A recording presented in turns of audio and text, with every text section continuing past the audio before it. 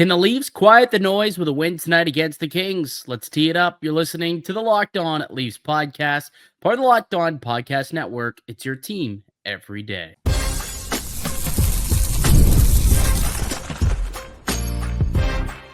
You're Locked On Maple Leafs, your daily podcast on the Toronto Maple Leafs. Part of the Locked On Podcast Network, your team every day.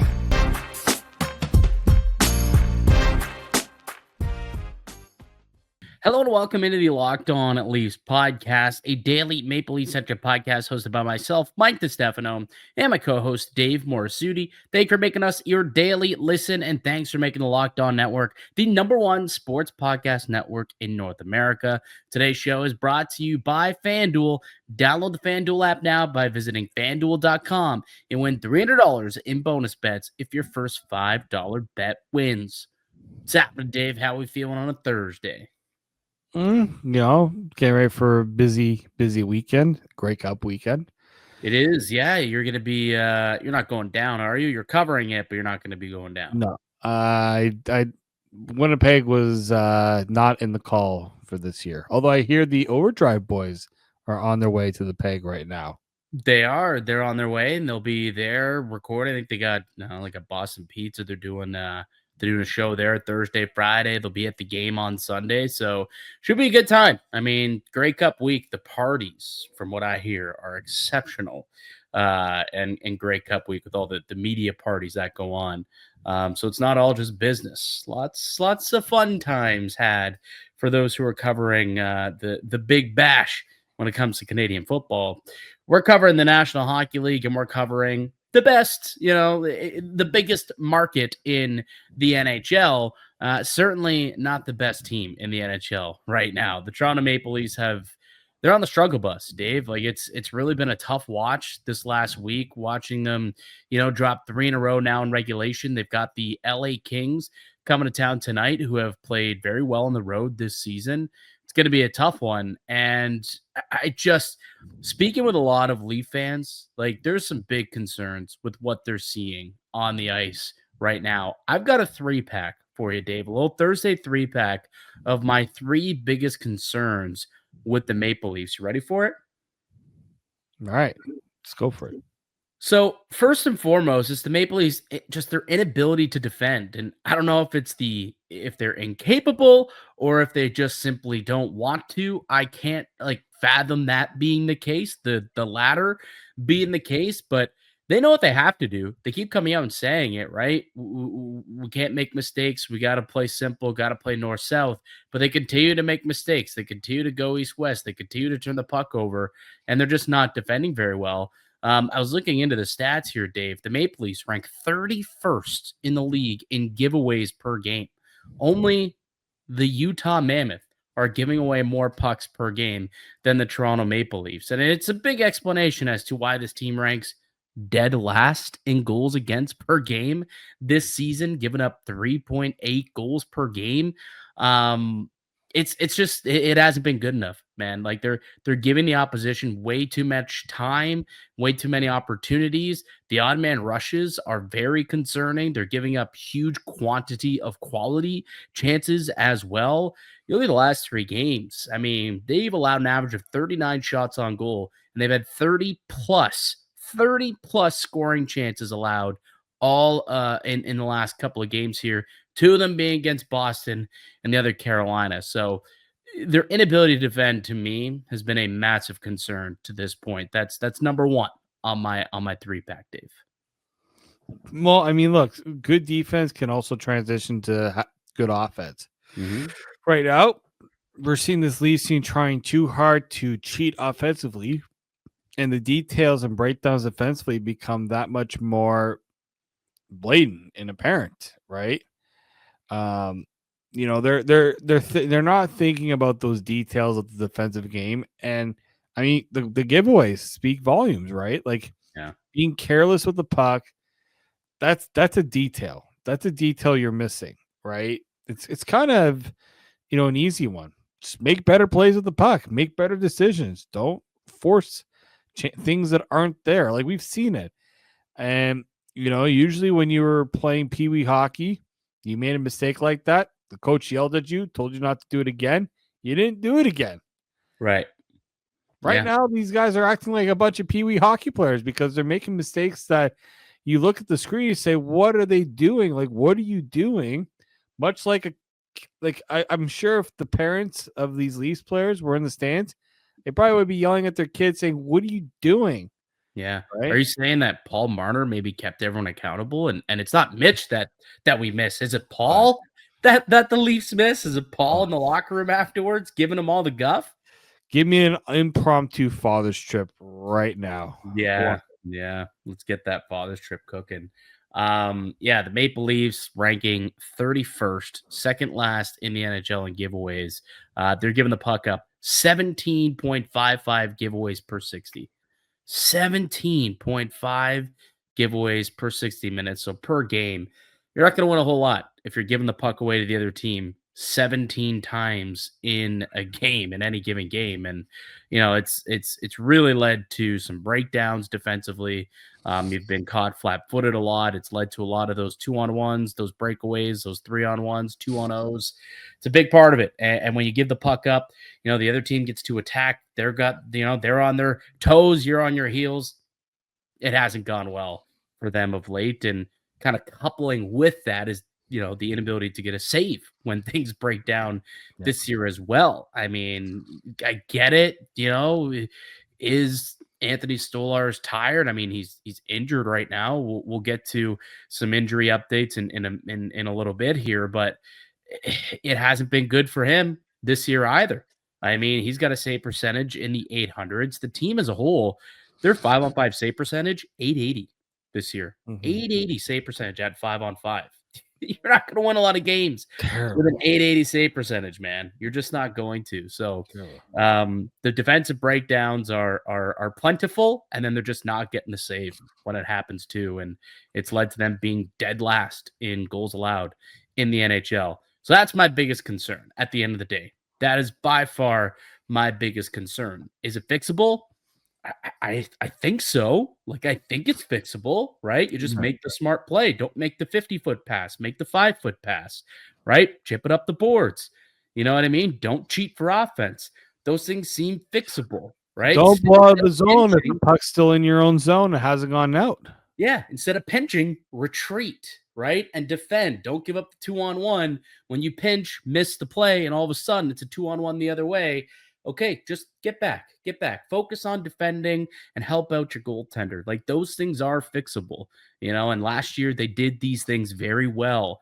This year, not so much. And again, it's not that I don't think they know how to do it. It's just that they're not doing it. They're not executing with the structure that is being asked of them. And that's the perplexing thing, is the guys they brought in this year are supposed to be guys that play within that structure.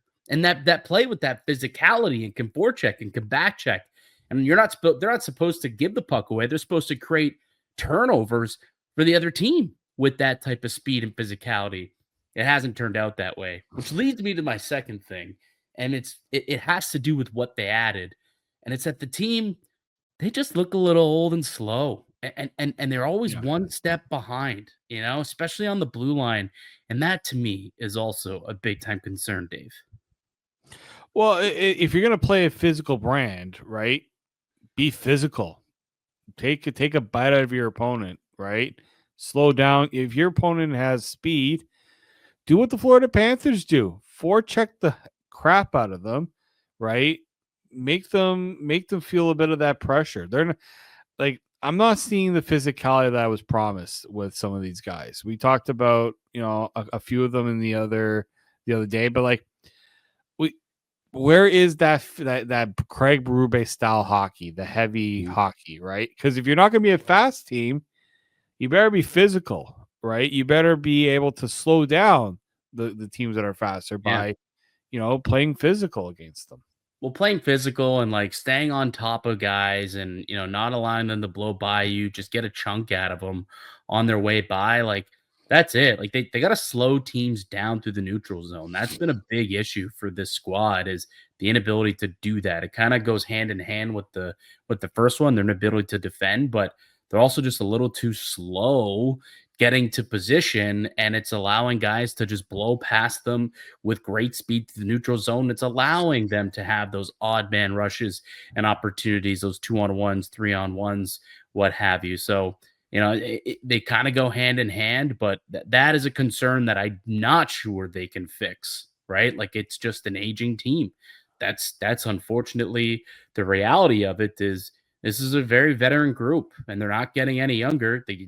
People get older by the day, not younger. So that is a concern, and that is one that I'm not sure can be fixed without some heavy lifting, ultimately some roster change of some kind. And I don't know if we're quite there yet where it's time to overhaul some roster and make some big time moves and adjustments, but that seems to be a big concern. It's not just the forward groupings, it's on the back end too, where the foot speed seems to be kind of taken down a notch this year. And that's a problem when you're trying to chase after loose pucks in the defensive end and you're losing those out by a step, or you're not getting to them quick enough. And all of a sudden, the forecheck is on you. So you're making that mistake because you have half a second less time to think about making the right play. So you just kind of get rid of it. Like it's a grenade on your stick and boom, turnover. So these things go hand in hand. Don't get me wrong, but I still, yeah, it's definitely a concern for me. And the last one, my third big concern that I have here for you, Dave, we are now over 2 months into the year, and I haven't really seen like a consistent stretch of great hockey from Auston Matthews. That concerns me a lot, Dave. He went on a stretch where I think he scored 4 goals in 5 games, or scored 4 in 4 of 5 games. And that's great that he was getting goals and he was scoring and he would have, a good shift here or there. But we haven't seen any type of sustained dominance from Auston Matthews. And this is a guy who 2 years ago, guy won the Ted Lindsay, man, as the best player in the NHL. The guy was up for Ted Lindsay a couple years ago too, if I'm not mistaken. When he had the 69 goal year, Yep. He's a former MVP, 3-time Rocket winner. I'm not seeing any type of real dominance from Auston Matthews, where he's taking over games, where he's driving shifts, and that concerns me because he showed in the past he has that ability. Why aren't we seeing it? Is there something wrong here? And we now know that there is an injury, and whether or not it's a brand new injury that popped up in this past game after the hit from Zadorov, or is it something that's been lingering and, it hasn't been discussed or talked about or hasn't been acknowledged. And then finally, maybe it got re-aggravated in the game against Boston, but his, lack of consistency or lack of control in these games, that to me also a big time concern, considering he's the captain, he's the highest paid player, and they need him to be dominant, to have success, and they're not getting that. They're not, and that's the part that like we talked about how they were going to be able to move forward with the changes that were made. Auston Matthews is supposed to be a big part of that, right? Mm-hmm. He has to take more of the onus on himself to be that dominant presence on the ice. And I think that's really what, has he been scoring goals, putting up points? Yep. We've seen a lot of players doing that this year. But, when you look at what some of the top players are doing, they're dominating games. They're putting their stamp on the games. And honestly, we're not seeing that. We're not seeing him put a stamp on the game. And I understand, a lot of the underlying numbers will say he's doing certain things defensively, although I probably would suggest that it hasn't really been there for him this year. Dave, I'll be honest here. I mean, is he putting up points? Yeah, but is he putting up enough points? To me, no. 17 games, just 14 points. I mean, there's a big drop off. Auston Matthews has the same level of production right now than Morgan Rielly, and Rielly has one less game played. That's the level of production that we're getting out of Auston Matthews right now. 14 points in 17 games. He is 6 points behind Matthew Nyes. The gap between third and fourth on the team, 6 points. Auston Matthews should be your leading point scorer, at the very least second, and definitely far ahead in goals. I mean, he's tied in with 9 goals with John Tavares, but of those 9, a couple of them have been, on empty net goals and, a power play goal. The 5-on-5, again, he had that little stretch where he had like back-to-back games with a 5-on-5 goal. And in the last couple games, not a whole lot, right? Not a whole lot cooking. The production is definitely a concern for me. And again, is it injury? Is it trying to figure out how to play without Mitch Marner? What the situation is, I'm not sure. But we're 17 games into the season. Auston Matthews should not be less than a point per game. And he is right now. And he's not looking, he looks like a shell of himself. And that's, the Leafs aren't going to win. The Leafs are not, they might not be a playoff team unless Auston Matthews can dig deep and find himself again. Like that's the honest to goodness truth. Yeah. If Auston Matthews can't be a, 50 goal scorer, point per game player, I'm not sure this team really, they're not a lock to make the playoffs. If that's not the case, they're going to be struggling to make the postseason if he's going to be just a regular Joe, which it's kind of what he's been this year. Well, and look, and that's not an overreaction, right? Like how many teams can go far without their superstar being their superstar? Like everyone talks about the Florida Panthers and how and their run that they went on. Their big boys stepped up. It was their Barkov, Kachuk, Ekblad, Jones, Marchand, Reinhart, Bennett, but like, yes, there were a lot of those, like there's a group of them, but you look at them this year without Barkov, they're not the same team. He is their superstar. He makes them go. Kachuk is the same thing too. Like, yes, the Leafs have Nylander, and if Nylander isn't playing the way he's playing right now, obviously, they're not winning a lot of games right now, but I'd be thinking, how much worse would it be, right? If it weren't for guys like Nylander who are still producing, like that's where there's already kind of a blueprint here. Nylander is bringing that superstar production right now. Yeah. Right. Yeah.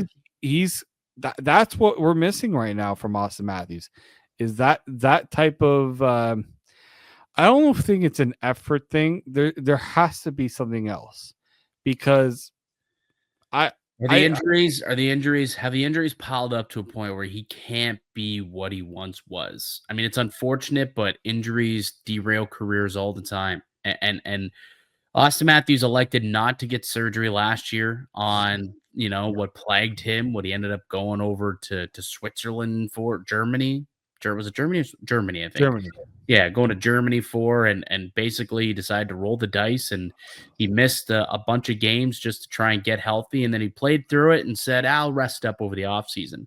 I mean, it's possible that it didn't really correct itself. It may not be as painful as it was a year ago, but did it correct itself? Like, is it fully, is he 100%?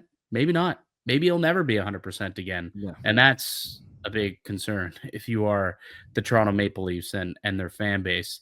Let's take a break, Dave. Let's come back and let's start to tee up tonight's game. Leafs, Kings, got some injury updates we could possibly get into. That's all next on the Locked On Leafs podcast, part of the Locked On Podcast Network. It's your team every day. Today's episode is brought to you by DripDrop. When I'm hydrated, everything just works better. My focus, my energy, my mood, even my skin. That's why I've been using DripDrop. It's doctor-developed hydration that keeps me running at full power, no matter what my day looks like. DripDrop isn't your average sports drink. It delivers 3 times the electrolytes and half the sugar of leading brands, using a science-backed formula that's trusted by medical professionals, firefighters, and even 90% of top college and pro teams. I like using DripDrop as part of my daily routine. I'll mix in a packet in the morning before I leave for work or during the midday slump. Hydration has become a non-negotiable for me. DripDrop helps me feel sharper, calmer, and honestly just better overall. Right now, DripDrop is offering podcast listeners 20% off your first order. Go to DripDrop.com, use promo code LOCKEDONNHL. That's DripDrop.com, promo code LOCKEDONNHL for 20% off. Stock up now before the heat hits hard, and keep your body and mind performing at their best with DripDrop. Welcome back into the Locked On Leafs podcast. Mike DiStefano, Dave Morassutti with you, as we are each and every weekday, Monday through Friday, with brand new episodes of the podcast delivered directly to you using your favorite podcast provider, whether it's Apple, Spotify, or even YouTube, for those who want to watch the video and take a peek at our mugs or how ugly they may be. At least mine is. Dave, you got a beautiful face. You got a beautiful face. Good. Yes. Yeah. I'm getting a haircut tomorrow, by the way. Just thought I'd let you know. Oh yeah. I mean, you're preparing for. Do I give it away now, or are we? Yeah, I'm going on nice. It's funny because I was watching Overdrive today, and they were talking about your impressive betting record. By the way, kudos. You've been on a heater. And dog's just like, a guy who goes on like 14 cruises a year. And to some people, they're probably like, he's over exaggerating. No. 14 is a bit of a stretch. I think I'm going on I think it's my third cruise this year. Oh, fourth cruise. Unacceptable, man. What's going on here? It's my fourth cruise this year. Yes. Yeah. So, 14's a little bit of a stretch, but yeah. This one's special though. It's my 1 year anniversary with my lady. So we're going on a nice little anniversary cruise. It'll be fun. So I won't be on the show next week. Dave will be on the show, and he'll have an arrangement of a couple guests who are going to come on the show with you. So Dave will definitely have you covered next week. While I'm having some fun in the sun. But the Maple Leafs, speaking of sun, taking on the California Kings, LA coming to town. And I don't believe there was an update yesterday on either Auston Matthews or Anthony Stolarz. There was no practice on Wednesday, so you didn't get a chance to see any line rushes or what, if anyone was healthy enough to play. Didn't really hear from any players or the coach. So I guess the status is unknown right now of whether or not Auston Matthews or Anthony Stolarz plays. What's your best guess, Dave, based on what we heard post-game? I'm not convinced that we see Auston Matthews tonight. That one seemed a little more. No, that one was like, we'll see how he's feeling. And I'm sure there's going to be like, we know with Auston Matthews, they're always going to err the side of caution in a lot of cases with Auston Matthews. So it'd be surprised. I'll say this. It'll be surprising if he plays. Mm-hmm. Now, as I say that, there's a good chance now that he will play, because that's usually how it goes in these situations. But I wouldn't bet on Matthews playing. I wouldn't even bet on Stolarz playing. I think you probably might see him even just get a game off. Yeah. Because if he's dealing with on the weekend, he didn't play Sunday's game. Yeah, Sunday and half of Saturday. Half like Hildeby's played more hockey than Stolarz over the last few games. Yeah. Like, I think if he's banged up though, unless it's something like that, little thing. All right, get the day to just kind of work it off. Berube did say post game that Stolarz wasn't as serious. Yeah. So that leads me to believe that maybe Stolarz should be good, like could have played, but it was kind of out of hand, and maybe team wasn't playing well either. Yeah, so. And Berube was thinking about making a goalie change anyways, potentially after allowing 3 on 8 shots. So like maybe that was the situation, and they're like, okay, well if you're not 100%, just take the rest of the night off, rest up, and be prepared to go on Thursday. That's just a guess for me. I it's possible we see Stolarz, Matthews. Unlikely, I think, is probably the declaration that I would put for Auston Matthews. Let's take a look at the matchup preview for both these teams, where they sit on the season. The Maple Leafs 8-8-1, the Kings 8-5-4. A lot of extra hockey for the LA Kings this season. It's a team that they don't score a lot, but they also don't allow a lot. So a lot of low scoring hockey. Honestly, I think the Kings are almost like what the Maple Leafs wants to be, what Craig Berube wants the Maple Leafs to be, right? Like keep it low scoring, make good on your opportunities, but we're going to win a lot of games 3-2. And that's what the Kings ultimately are going to want to try and do, grind out the hockey game and get the win here against Toronto. Yeah, I mean, that's their style. Low, in a lot of ways, there's some similarities between, I think, the way that the Kings play and the way that the Leafs want to play. Just low event. They're not scoring at a high rate. They don't have a lot of guys that are going to score a lot of goals. They do have guys capable of it, but they, 5-on-5, that's where they want to live, right? They want to be that 5-on-5 team, play, solid defense. They'll get goals from guys that they feel they need to get goals from, but they're not going to be the ones to be constantly dictating and pushing offense. They've won 4 straight on the road. In total, they're 7-3 on the road this season, or 7-1-2 technically. Just one regulation loss on the road this year for the LA Kings. So they played very well. They're coming off a 5-1 win against Montreal over the weekend, and they beat Pittsburgh 3-2 as well. So, they're playing some good hockey out there. So Toronto's certainly going to have their hands full. The penalty kill, like their special teams, though, not great. So that is somewhere where Toronto could try and take advantage if they can get that power play going against a weaker penalty kill. Perhaps you could see that allow Toronto to play a little bit better or score, generate a little bit more offense.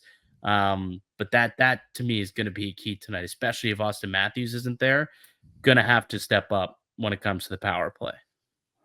Yeah, I mean, you did see that it was actually the second unit that scored, but William Nylander has been kind of the guy on the power play, right? The last little bit here, he's the one that's shooting with a little more confidence on that power play too. He's found that one timer. He did it against Pittsburgh, right? Showing that one timer ability. But yeah, it's gonna be interesting to see how that dynamic changes if Auston Matthews isn't playing. Do they move John Tavares to that spot, right, where Auston Matthews was? Mm-hmm. Do they put Max Domi on the top? I think it was Domi that got the bump up with. Yes, yeah, it was. Yeah, so that's where I would lend to think that that's where they'll change that to. Is they'll just go with Domi up there, because they definitely need someone that's going to be moving around the puck with the puck a little bit. Because that power play needs something. Maybe Nick Robertson. Why not put Nicky Bobby up there? He's played decent. Yeah, I mean, he's every opportunity they've given him, he's taken full advantage. So I mean, if they say, "Hey, Nicky, this is your opportunity," he'll run with it. He's shown that he'll run with any opportunity right now.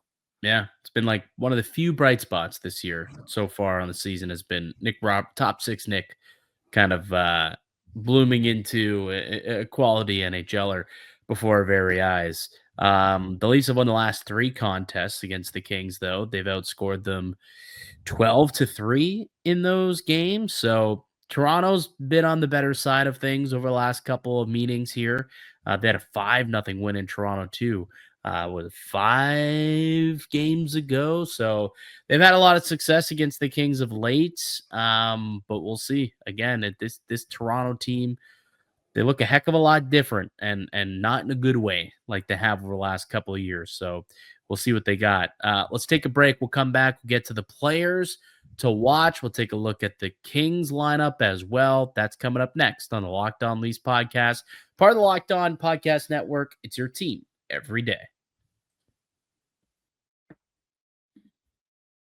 The NHL is back, and there's no better place to get in on the action than FanDuel, the official sports betting partner of the Locked On Network. Even if you missed the start of the game or you want to ride the hot hand, FanDuel has live bets on everything from who's going to score the next goal to third period comebacks. Plus, you can even combine your live bets into a same-game parlay for a shot at a bigger payout. It keeps every game exciting, especially when your team is making that late push. Right now, FanDuel is giving new customers $300 in bonus bets when your first $5 bet wins. So head to FanDuel.com to sign up and play your game with FanDuel, the official sports betting partner of the Locked On Network.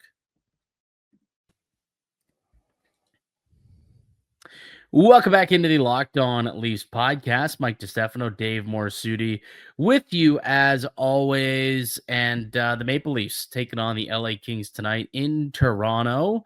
And let's take a look at the Kings' projected lineup for tonight, what they'll be throwing at the Maple Leafs. So you have Joel Armia with Anze Kopitar and Adrian Kempe as the top line. You got Quentin Byfield centering Alex Laferriere and Kevin Fiala. Andre Kuzmenko flanking Phil Deneau with Trevor Moore on the other side, former Maple Leaf. Maybe a revenge goal narrative again there. Corey Perry. Yeah, that might be the $5 bet you might want to make there. Corey Perry with Alex Turcotte and William. No, is it Will? Yeah, Will Fogle. Yeah, it is. Yeah, yes, Will Fogle. Yeah, and then you've got Mike Anderson, Drew Doughty. You got Clark and Edmondson, Brian Dumoulin, and Cody Ceci, another former Maple Leaf out there with LA, and Darcy Kemper likely to be the starter, I would imagine. He's been the main guy there for the LA Kings. So, Dave, your thoughts on this lineup here? Yeah, I mean it's a half decent lineup. This is a Kings team that they've made tweaks and things. Joel Armia on the top line. Not sure how I feel about that. I mean, yeah, former Canadian. He wasn't really ever getting opportunity in Montreal, so he's a healthy scratch quite often in Montreal. Yeah, so like that, I'm not too sure about. But they got some talent though. Like Corey Perry's done very well for himself there since joining. Kevin Fiala, he's worked out pretty good for them. This is the Anze Kopitar swan song season, right? So he's kind of leaving it all out there now too for himself. Like this is a Kings lineup that's always give the least fits, especially in Toronto. So I'm not expecting this to be an easy go for Toronto. I don't think anybody realistically expects this to be an easy one for the Leafs, but I'm curious to see which how the matchups kind of work here. Like I remember when Kuzmenko got to LA, he just went on this heater. Yeah, and it's just like, him being on a line with Phil Deneau is interesting, isn't it? Like Deneau was very much a shutdown defense. Yeah. Like he shut down. He was the Matthews kind of shutdown guy in that series against Montreal a couple years back. So and he's kind of always had that assignment whenever these two teams play. I wouldn't imagine that they would have Andre Kuzmenko checking against that Maple Leafs top line, right? Like it's kind of an interesting fit. You assume it'll probably be maybe they'll go fire with fire and put Kopitar up against Auston Matthews in this one. Actually, Matthews might not even play realistically, but fine regardless. Yeah, I mean, the matchup with the nose hasn't always been a great one for Matthews, that's for sure. But I mean, like down the middle, it's a decent center group, and that you think about those, like watching those games against the Oilers in the playoffs, like that series. They gave the Oilers a pretty good push. Oh yeah, until Connor McDavid's like, okay, enough. Enough is enough. Yeah, enough is enough. And he's getting to that point too right now. Him and McKinnon are just. McKinnon has 12 points in the last 3 games. You know that? 12 points in a 3 helps when your team wins 9-1 over said Oilers. Sure, yes, but it's because McKinnon's 4 points. McKinnon's an absolute he's been a monster. I mean, he has nearly as many points as Auston Matthews has all season in the last 3 games. Put that into perspective for you. Yeah, it's insane what Nate McKinnon has been able to do here recently. That's just a side conversation. Obviously, we don't have to deal with Nate the Great right now. It's the Kings in town. Let's take a look at the Kings player to watch for tonight's game. And it's Adrian Kempe. He's the one who I think we gotta have our peepers on when it comes to LA Kings, sneakily becoming one of the better offensive contributors in the NHL. And he's having a fine season, leads the team with 18 points. He's got 6 goals, plays almost 19 and a half minutes for them. Really good offensively minded player. So Adrian Kempe, when he's out on the ice, I mean, this isn't a guy you want to give a breakaway to. This isn't a guy you want to have, on the other side of a 2-on-1. So got to make sure that you know where Kempe is at all times if you're the Maple Leafs Blue Liners, and don't let that guy get in behind you. No. And like this guy playing for a contract, right? So he's got all the motivation in the world right now to play at his best. And I don't know what his stats are like against Toronto, but this is a guy who's, quietly he can quietly put up good games too, right? Not necessarily always going to see him dominate games. He's just a solid player. I've always been a big Adrian Kempe fan because he, not a big guy, kind of a decent sized player, 6'2", right? Pretty good for a Swede.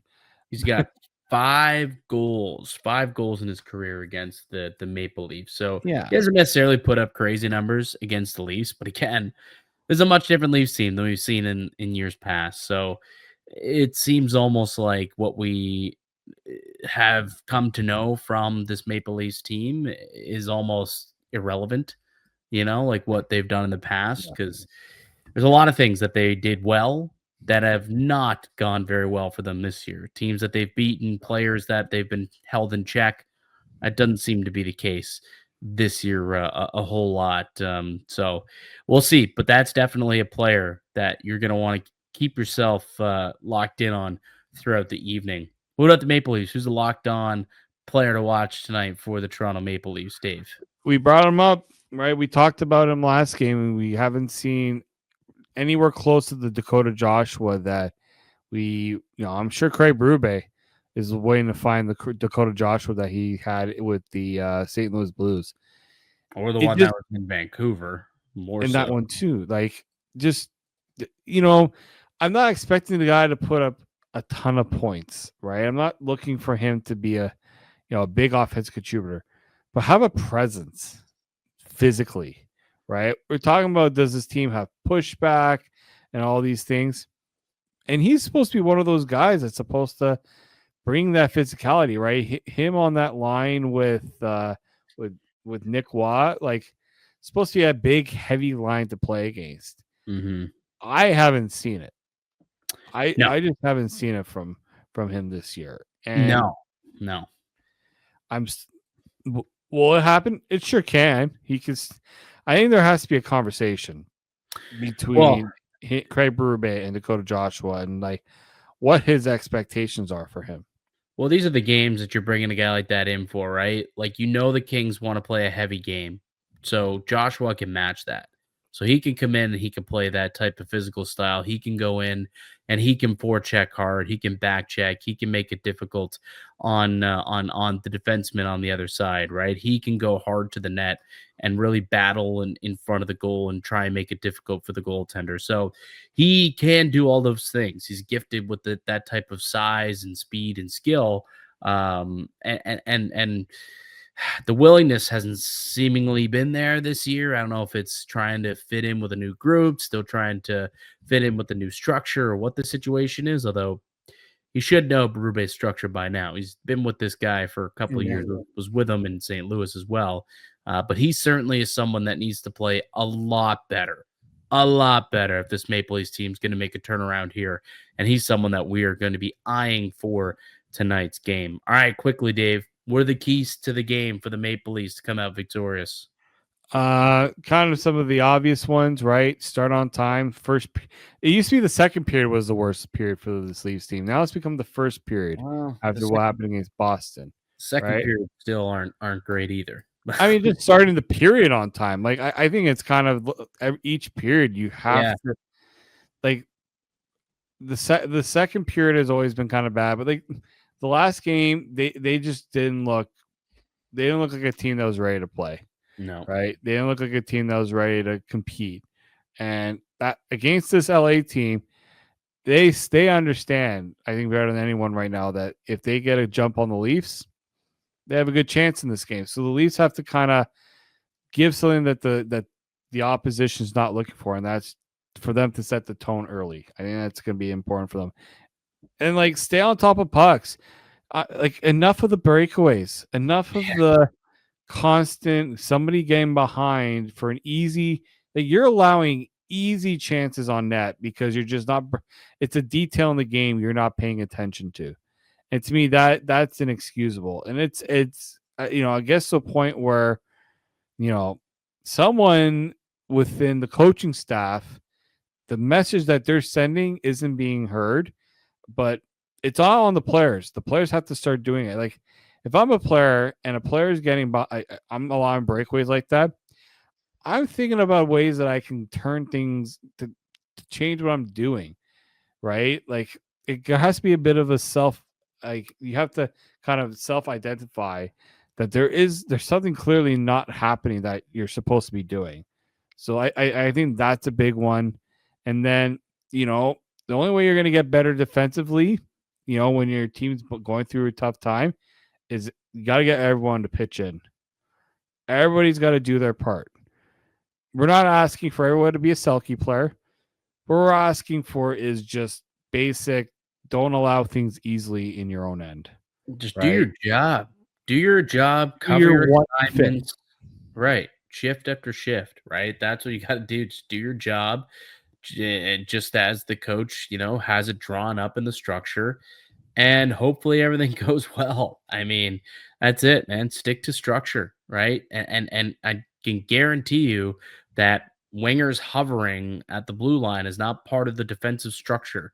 So that should not be tolerated right now with how things are going. Everyone should be below the hash marks. When the puck is in the defensive end, I want to see all 5 guys below the hash marks until the puck exits the defensive end, right? Like even when you get the puck, if Morgan Rielly gets the puck, behind the goal, you should be able to see 5 guys below the hash marks in the camera frame.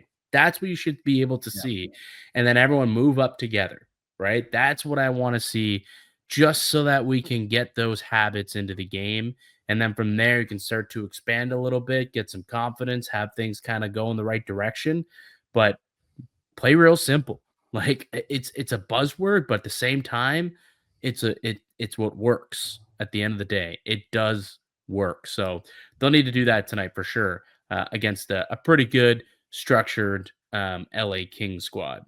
All right, that's going to do it for us here today on the podcast. I'd like to thank you all for listening and supporting the show. You can subscribe to the Locked On Leafs podcast on all platforms and receive daily Leafs content. Follow myself on Twitter at Mickey_Canuck. Follow Dave at D_Morassutti, and follow the show as well at Locked On Leafs. We'll be back with another episode for you guys tomorrow. Until then, keep it locked right here on Locked On Leafs.